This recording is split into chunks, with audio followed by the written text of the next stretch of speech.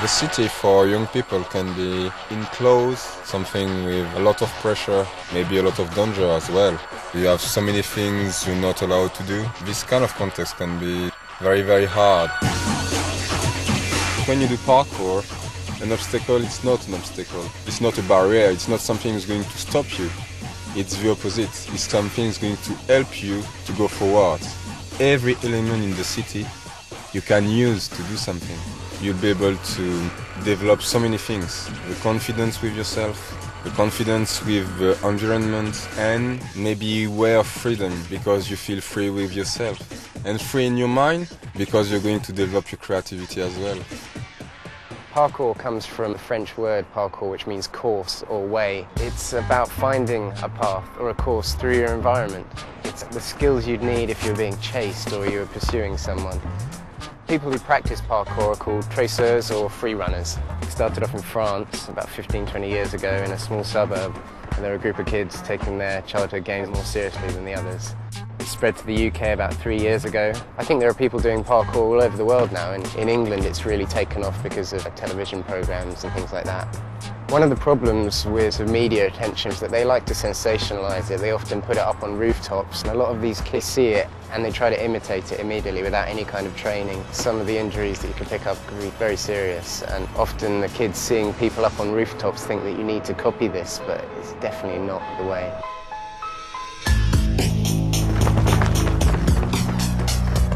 A lot of people have this image that we're big risk takers, that we do it for the adrenaline rush, but that's not at all true. And the important thing about parkour is it's a discipline. It does take years to learn these skills. A lot of young people practicing parkour get in trouble with trespassing, being caught on roofs, but there's no need to be doing this at all. You can find safe places that are excellent for parkour all over the place.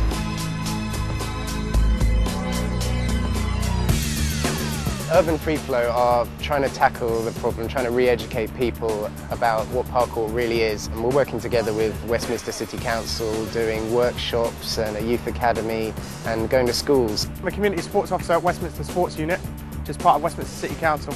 I run a programme called Positive Futures, which is a sports-based social inclusion programme for young people aged 8 to 19, aims to reduce crime, antisocial behaviour and drugs misuse.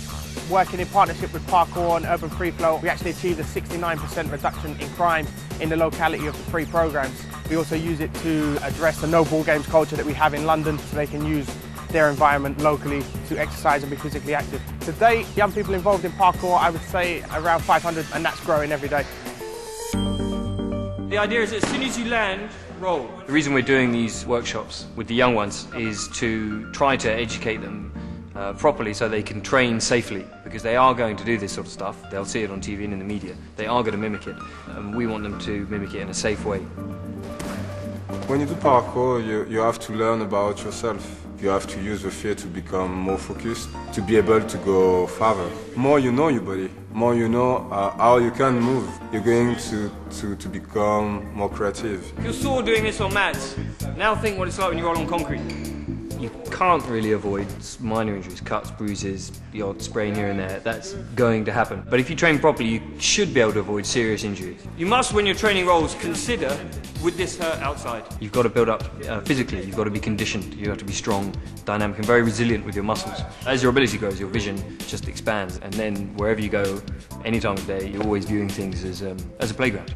We're very, very respectful with the people, we're very, very respectful with the environment. If we break something, we're going to break our playground.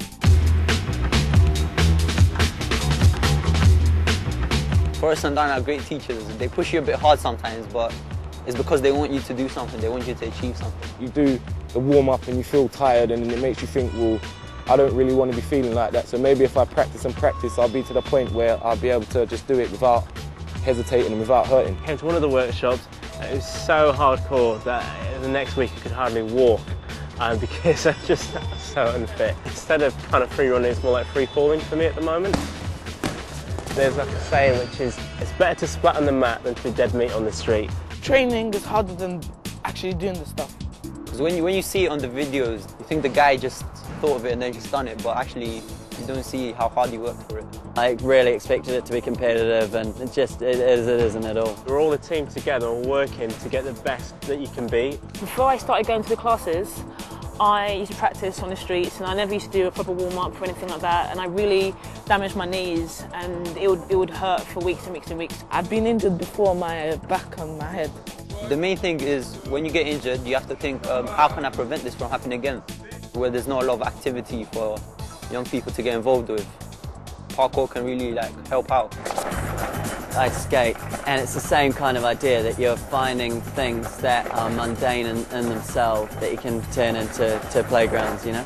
The adrenaline buzz is just different from any other sport activity that you could do, and it's just the feeling of knowing that you succeeded at something that you couldn't do just through practicing, and once you've done it, it's just a good sense of achievement. If you can push yourself in this area, I'm finding confidence in other areas of life as well. There's a quote that Nelson Mandela used, which was, "Sport has the power to change the world."